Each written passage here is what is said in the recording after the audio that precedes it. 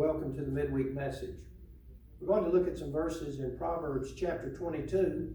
I'm reading from the Contemporary English Version of the Bible. In Proverbs 22, we're going to start reading in verse 7. The poor are ruled by the rich, and those who borrow are slaves of moneylenders. Troublemakers get in trouble, and their terrible anger will get them nowhere. The Lord blesses everyone who freely gives food to the poor. Arguments and fights will come to an end if you chase away those who insult others. The king is the friend of all who are sincere and speak with kindness. And those are verses 7 through 11 of Proverbs chapter 22. So let's look at them individually. Verse 7, the poor are ruled by the rich. Stopping right there for just a moment. It is undoubtedly true that the rich monetarily get a better shake at things in this life. And much of the time, they are better able to access the funds of others than are the poor. The poor people will spend their money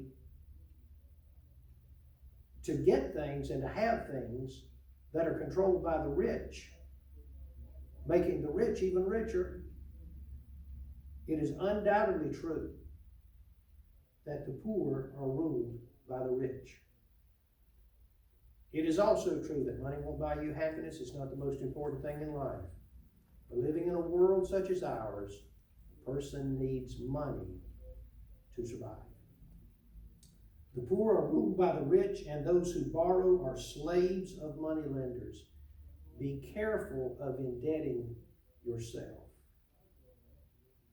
The things that put people in financial binds today, for the most part, are the non-negotiable debts that they pay over time, whose set amounts cannot be changed. It's not the variable expenses that they have. For instance, if I'm in a money crunch and I go out to eat once a week, I can stop going out to eat once a week. Or I can eat less. But my rent or my house payment or my car payment, that's not going to change. And it is those type of things that corner people in life. And so just remember, when you borrow money, if you do, that those who borrow money are the slaves of the lenders. And that's just one example of how the rich rule over the poor. Verse 8, troublemakers get in trouble, and their terrible anger will get them nowhere. A lot of times people will cause trouble to get a temporary advantage, but that won't last, not in the end. Troublemakers will be discovered, and the problems that they cause, along with their anger, will get them nowhere.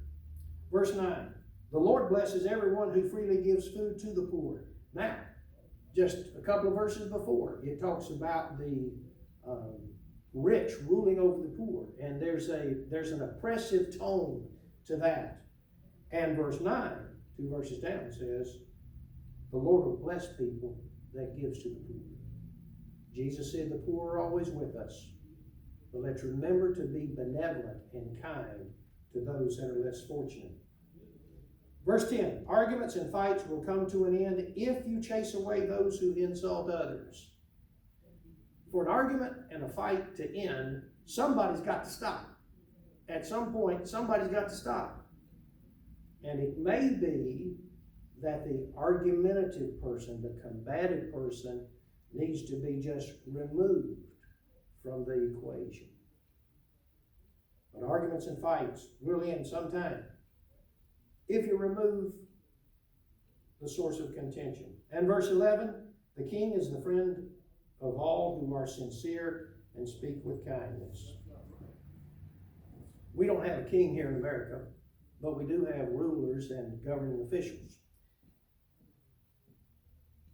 Generally speaking, those people are friendlier, easier to deal with, and you will get further in life if you learn to speak with sincerity and kindness. Now that may even be connected a little bit to arguments and fights.